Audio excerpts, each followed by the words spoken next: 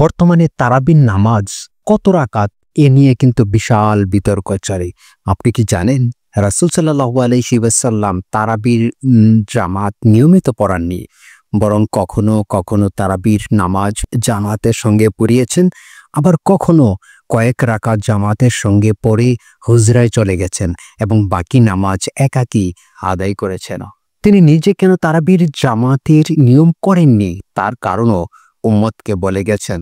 সেই কারণ হলো তিনি নিয়মিত জামাতের সঙ্গে তারাবি পড়লে তা ফরজ হয়ে যাওয়ার সম্ভাবনা ছিল। হযরতে আয়েশা রাদিয়াল্লাহু আনহা বলেন, রমজানের এক রাতে রাসূল সাল্লাল্লাহু আলাইহি ওয়াসাল্লাম বের হয়ে মসজিদে গিয়ে তারাবির নামাজ পড়া শুরু করলেন। ইতোমধ্যে কিছু সাহাবী রাসূল সাল্লাল্লাহু আলাইহি ওয়াসাল্লামের পেছনে ইক্তেদা শুরু করলেন। সাহাবায়ে কিরামের মাঝে এই বিষয়টি জানাজানি হয়ে গেলে পরদিন তারাবিতে আরও বেশি সংখ্যক সাহাবী তার পেছনে ইক্তেদা করলেন। তৃতীয় দিন সাহাবায়ে কিরামের সংখ্যা আরও বেড়ে গেল। চতুর্থ দিন মসজিদে আর জায়গার সংকুলান হলো না। এদিন তিনি ফজরের নামাজ আদায়ের পর সাহাবায়ে কিরামদের বললেন, শোনো, তোমাদের অবস্থা আমার অজানা নয়, কিন্তু আমার ভয় হয় এভাবে চলতে থাকলে তোমাদের অপর তারাবির নামাজ ফরজ হয়ে যেতে পারে, তখন তোমরা তা আদায়ে অক্ষম হয়ে পড়বে। তারাবির নামাজ এই অবস্থায় রেখেই রাসূল সাল্লাল্লাহু আলাইহি ওয়াসাল্লাম ইহা জগৎ থেকে মহান আল্লাহ তাআলার ডাকে সান্নিধ্যে চলে যান। এবার আসা যাক তারাবির জামাত নিয়ে।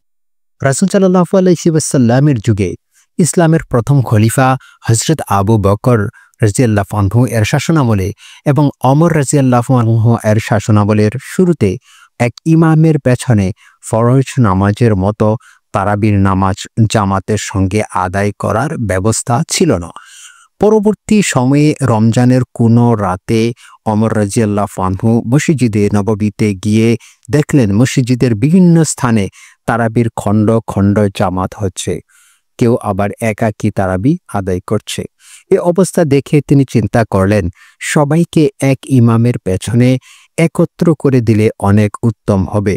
এরপর তিনি এক ইমামের পেছনে তারাবির জামাত পড়ার ফরমান জারি করলেন এবং সাহাবী উবাই ইবনে কাব রাদিয়াল্লাহু আনহুকে তারাবির জামাতের ইমাম বানিয়ে দিলেন। কোনো সাহাবী এর বিরোধিতা করেননি। এরপর থেকে পরম্পরায় তারাবির নামাজ জামাতবদ্ধভাবে চলে আসছে। কাজেই এ নিয়ে অযথা বিতর্ক সৃষ্টি বা হট্টগোল পাকানো কোনোভাবেই কাম্য নয়। তারাবির কিরাত সম্পর্কে আবার যতটুকু আমরা জানতে পারি সেটি হলো রাতের সালাত বা তারাবি বা তাহাজ্জুদে কিরাতের ব্যাপারে রাসূল সাল্লাল্লাহু আলাইহি ওয়াসাল্লাম কর্তৃক কোনো সীমা বা আয়াত সংখ্যা নির্ধারণ করে দেননি, কম বা বেশি করার মাধ্যমে যা অতিক্রম করা যাবে না। রাসূল সাল্লাল্লাহু আলাইহি ওয়াসাল্লাম কখনো প্রত্যেক রাকাতে সূরা মুজাম্মিল পরিমাণ পড়তেন যার আয়াত সংখ্যা 20, আবার কখনো কখনো 50 আয়াত পরিমাণ পড়তেন। তিনি বলতেন, যে ব্যক্তি এক রাতে 100 আয়াত পড়ার মাধ্যমে সালাত আদায় করবে, গাফিলদের বা উদাসীনদের মধ্যে তার নাম লিপিবদ্ধ করা হবে না। অন্য আরেক হাদিসে এসেছে, যে ব্যক্তি এক রাতে 200 আয়াত পড়ার মাধ্যমে সালাত আদায় করবে, একনিষ্ঠ ও অনুগতদের মধ্যে তার নাম লেখা হবে। রাসূল সাল্লাল্লাহু আলাইহি ওয়াসাল্লাম অসুস্থ অবস্থায় এক রাতে 7টি দীর্ঘ সূরা পড়েছিলেন। সূরাগুলো হলো সূরা বাকারা, আলে ইমরান, নিসা, মায়েদা, আনআম, আরাফ ও তাওবা। কত আয়াতে তেলাওয়াত করবে এ ব্যাপারে আরও অনেক বর্ণনা রয়েছে, তবে সর্বোপরি কথা হচ্ছে, যদি মুসল্লি একাকী তারাবি সালাত আদায় করে তাহলে তার ইচ্ছা অনুযায়ী কিরাত দীর্ঘ করবে। সে যতই কিরাত দীর্ঘ করবে ততই ভালো। আবার এমন দীর্ঘ করবে না যাতে তার সেহরি খেতে ও ফজর নামাজ পড়তে অসুবিধা হয়। তারাবির পদ্ধতিগুলোর মধ্যে হচ্ছে গ্রহণযোগ্য মত হচ্ছে তারাবি 2 রাকাত করে নামাজ আদায় করা।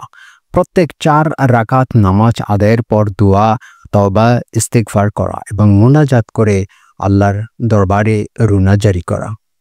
মুনাজাত নামাজ সম্পূর্ণ করার পরও করা যাবে, এটা আবশ্যক কোনো বিষয় নয়। মাহে রমজানের বিশেষ ফজিলতপূর্ণ আমল তারাবির নামাজে কোনোভাবেই অবহেলা করা উচিত নয়। তারাবির নামাজ কত রাকাত? এটি একটি ইখতিলাফি বা মতবিরোধপূর্ণ মাসআলা। কেউ কেউ বলেছেন বিতর সহ তারাবি 41 রাকাত, অর্থাৎ বিতর 3 রাকাত হলে তারাবি হবে 38 রাকাত, অথবা বিতর 1 রাকাত ও তারাবি 40 রাকাত।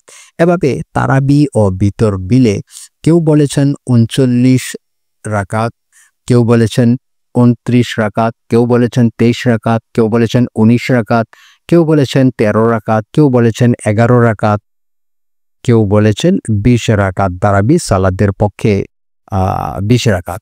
তবে 20 রাকাত তারাবির সালাতের পক্ষে দলিল হচ্ছে বিতর ছাড়া 20 রাকাত তারাবির সালাতের পক্ষে দলিল হলো মুসান্নাফে আলাইহিস সালাম রাজ্জাক হতে বর্ণিত একটি হাদিসে আছে, উমর রাদিয়াল্লাহু আনহু রমজানে উবাই ইবনে কাব ও তামিম আদ-দারিকে ইমামতিতে লোকদেরকে 21 রাকাত সালাতের প্রতি জামাতবদ্ধ করেছিলেন, অর্থাৎ তারাবি 20 রাকাত এবং বিতর 1 রাকাত।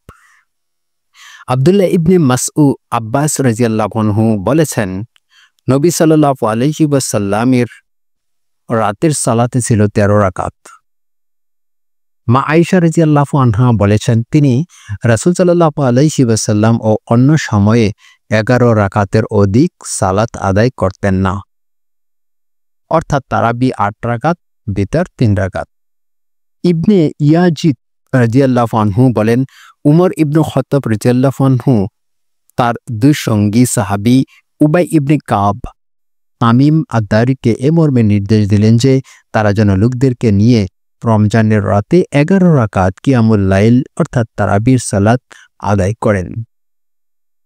উল্লেখ্য, সৌদি আরবের মসজিদগুলোতে তারাবি ও বিতর মিলে 11 বা 13 রাকাত পড়লেও মক্কার হারামে ও মদিনার মসজিদে নববীতে তারাবি 20 এবং বিতর 3 মিলিয়ে মোট 23 রাকাত। মূল বিষয় হচ্ছে আপনি ইমামের সাথে শুরু থেকে শেষ পর্যন্ত কিয়াম করবেন, তা 8 রাকাত হোক বা 20 রাকাত হোক।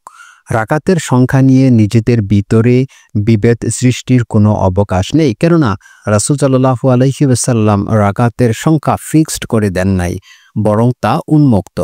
আপনি যদি একাকী গড়ে আদায় করেন তো 2 রাকাত করে যত রাকাত খুশি আদায় করতে পারেন, আর শেষ করতে চাইলে 1 রাকাত বিতর আদায় করে নিবেন।